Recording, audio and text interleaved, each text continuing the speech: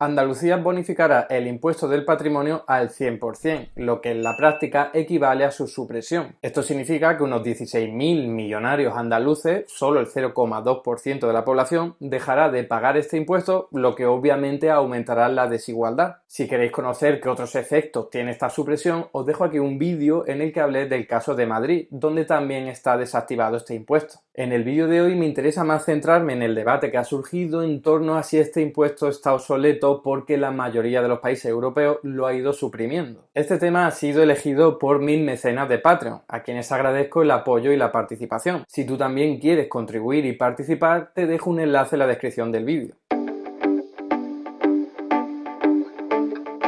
El impuesto de patrimonio es un impuesto estatal que está cedido a las comunidades autónomas y que solo pagan quienes tienen un patrimonio neto muy elevado, es decir, quienes tienen mucha riqueza y pocas deudas. Por ejemplo, en Andalucía solo lo pagaban las personas que tuvieran un patrimonio superior a 700.000 euros sin contar deudas e hipoteca y sin contar la vivienda principal hasta los 300.000 euros, por lo que había que tener más de 1 millón de euros de patrimonio para tener la obligación de pagarlo, que en el año 2020 fueron solo 16.785 millonarios, solo el 0,2% de la población. De ahí que se ha conocido como el impuesto de los ricos o el impuesto de los grandes patrimonios. Los portavoces del Partido Popular y los economistas neoliberales han salido a decir que es una buena noticia básicamente porque el impuesto de patrimonio sería un tributo ineficiente. De ahí que la mayoría de países europeos hayan eliminado los suyos progresivamente. Pero ese es un mensaje absolutamente sesgado que deja fuera muchas cuestiones importantes y eso es lo que abordaremos a continuación. Para ello comenzaremos con un breve repaso histórico porque siempre viene bien tener la panorámica más amplia posible. Tras la Primera Guerra Mundial, algunos países como Austria, Checoslovaquia, Hungría e Italia aplicaron impuestos únicos sobre el patrimonio como una forma de reducir las enormes concentraciones de riqueza que el conflicto bélico había generado, así como para sufragar los gastos de reconstrucción.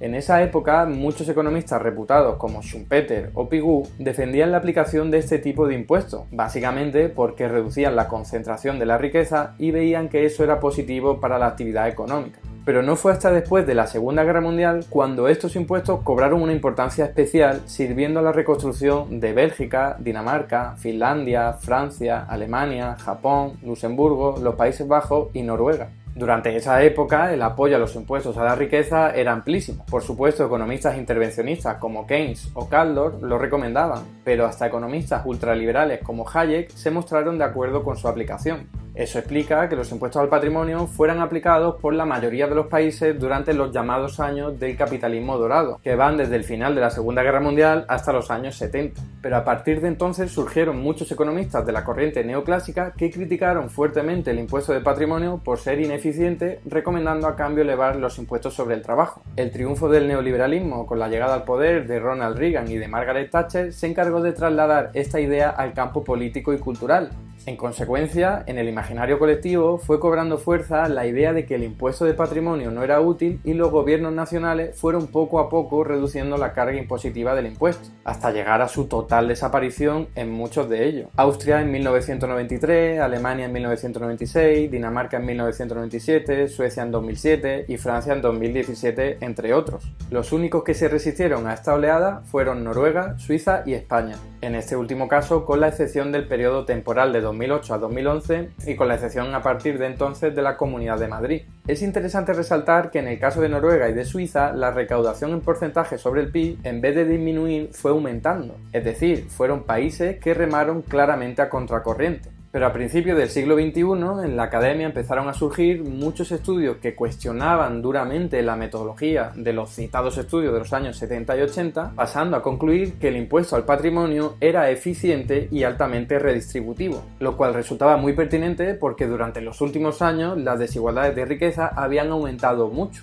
De todos ellos, seguramente el trabajo más conocido fue el de Piketty, que propuso en su famoso libro Del capital del siglo XXI un impuesto progresivo al capital. Además, con la crisis financiera del año 2008, hasta instituciones como la OCDE y el FMI recomendaron elevar los impuestos a la riqueza. De hecho, durante esa crisis, varios países europeos aplicaron un impuesto especial al patrimonio. Islandia en 2009, Irlanda en 2011 y Chipre en 2013, aunque todos esos impuestos fueron extraordinarios y temporales. Algo similar ocurrió en Francia en 2012, donde a pesar de disponer todavía de un impuesto al patrimonio, el gobierno de François Hollande aprobó un impuesto especial a los superricos que solo duró 2 2 años. En nuestro país también fue un acuerdo entre Unidas Podemos y PSOE en el año 2019 y parece que pronto se va a aplicar de forma temporal.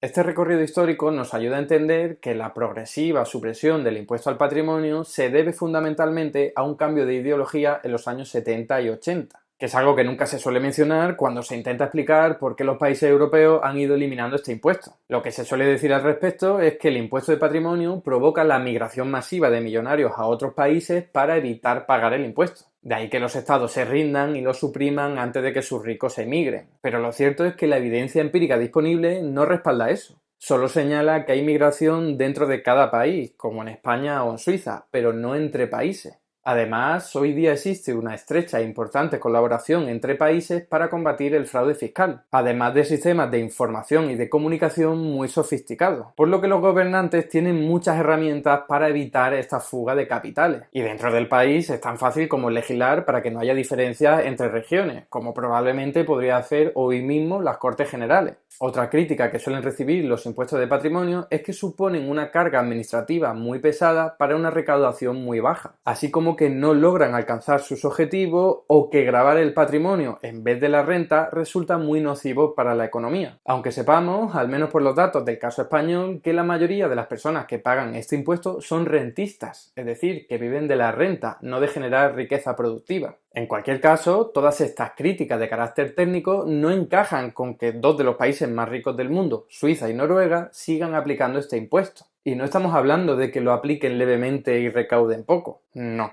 El impuesto de patrimonio en Suiza recauda más de un 1% del PIB y el de Noruega un 0,45%, muy por encima del de España, que solo llega al 0,18%, y también por encima de lo que recaudaban otros países cuando tenían el impuesto en vigor. Y si comparamos la recaudación del impuesto con el total de recaudación, la diferencia todavía es mayor. En Suiza supone el 3,9% del total y en Noruega el 1,1%, mientras que en España es solo del 0,5%. ¿Cómo casan esas críticas de huida de capitales y de ineficiencia económica con esto? ¿Es que los millonarios suizos y noruegos son muy patriotas y no contemplan la migración a otros países? ¿O más bien es que ese factor no es importante para valorar la eficacia del impuesto, sino que más bien lo es la ideología de los gobernantes? Yo lo tengo bastante claro. Pero de todas formas hay más. Ya he comentado antes que el impuesto de patrimonio grava el patrimonio neto elevado de las personas físicas, pero es que hay muchos otros tipos de impuestos sobre la riqueza. Por ejemplo, están los impuestos sobre la riqueza inmobiliaria, los impuestos sobre la riqueza de las empresas, los impuestos sobre las herencias y las donaciones, los impuestos sobre las transacciones de capital y otros muchos más. Y precisamente el impuesto de patrimonio es el que menos importancia tiene de entre todos esos impuestos a la riqueza y con diferencia. En todos esos países en los que se ha suprimido el impuesto de patrimonio que solo afecta a los más ricos, el resto de impuestos a la riqueza que normalmente afectan a mucha más gente son muy elevados. De hecho, cuando Francia suprimió en el año 2018 el impuesto de patrimonio, lo sustituyó por un nuevo impuesto sobre la riqueza inmobiliaria de alto valor. Y es que la mayor parte de la gente no mantiene su riqueza en dinero o en activos financieros, sino que la mantiene en inmuebles. Por ejemplo, en España el 78% de la riqueza de la gente son inmuebles y solo el 22% son activos financieros. En este gráfico se pueden ver los ingresos de cada uno de los impuestos que existen sobre la riqueza para los países de la OCDE. Y tenéis en negro la recaudación del impuesto de patrimonio, solo existente en Suiza, Noruega y España, y también en Francia porque son datos de 2018 cuando todavía no se había suprimido del todo. Como podéis ver, exceptuando el caso suizo, el peso del impuesto de patrimonio es insignificante en comparación con otros impuestos a la riqueza. Lo que ocurre en Suiza es que el impuesto de patrimonio sustituye el papel que en otros países desempeñan otros impuestos, especialmente los inmobiliarios, y algo similar, aunque a menor escala, ocurre en Noruega. De hecho, estos países gravan menos la riqueza que España, pero hay muchos países que están muy por delante de España en este ranking, como Reino Unido, Francia, Canadá o Corea, y otros que están también por delante aunque a menor distancia, como Estados Unidos, Australia, Italia o Japón. Aunque no tengan impuesto al patrimonio, sí que graban la riqueza de otra forma, y cada uno de ellos lo hace de forma distinta al resto. En consecuencia, fijarse únicamente en el impuesto de patrimonio es fijarse en algunos árboles y no en el bosque entero. Que algunos países lo hayan eliminado no quiere decir que no graben la riqueza, de hecho la pueden grabar en mayor proporción. La diferencia principal entre una y otra estrategia es que el impuesto de patrimonio afecta solo a los más ricos, mientras que otros impuestos a la riqueza, como los inmobiliarios por ejemplo, suelen afectar a mucha más gente. Un impuesto que también afecta solo a los más ricos es el de la herencia, que es mucho más importante en países como Reino Unido, Francia, Bélgica, Corea o Japón que en España. Lo que ocurre es que este impuesto solo grava la riqueza una vez y no de forma regular como lo hace el impuesto de patrimonio. De hecho, la propia OCDE ha reconocido que el impuesto de patrimonio puede ser muy importante y muy eficiente en países en los que otros impuestos a la riqueza no están muy desarrollados, que es el claro ejemplo de Suiza y de Noruega y tal vez el de España. En resumen, concluimos que los países europeos no han ido suprimiendo el impuesto de patrimonio porque fuese ineficiente o poco útil. No solo porque la teoría económica dominante no apunta en esa dirección, sino porque dos de los países más ricos del mundo lo siguen aplicando sin problema. En realidad, el motivo de esta supresión hay que encontrarlo en el avance de la ideología neoliberal, que ha logrado convencer a la gente de que el impuesto es nocivo para la economía, aunque no sea cierto. En otras palabras, no es que el impuesto de patrimonio se haya quedado obsoleto, es que lo han hecho obsoleto, que no es lo mismo. De todas formas, no podemos perder de vista que los países que han suprimido el impuesto de patrimonio tienen otros muchos impuestos sobre la propiedad y que muchos de ellos recaudan más que los países en los que todavía se sigue aplicando el impuesto de patrimonio. Por eso tiene sentido que países que no recaudan tanto por esos otros impuestos sigan teniendo vigente el impuesto de patrimonio. O por decirlo de otra forma, si España suprimiera por completo el impuesto de patrimonio, lo lógico sería que tuviese que aumentar otros impuestos a la riqueza, como los inmobiliarios o los que recaen sobre la herencia. Y hasta aquí el vídeo de hoy. Muchas gracias por estar ahí y si te ha resultado interesante no dudes en comentar, darle like y compartir, que la teoría económica dominante no se combate sola.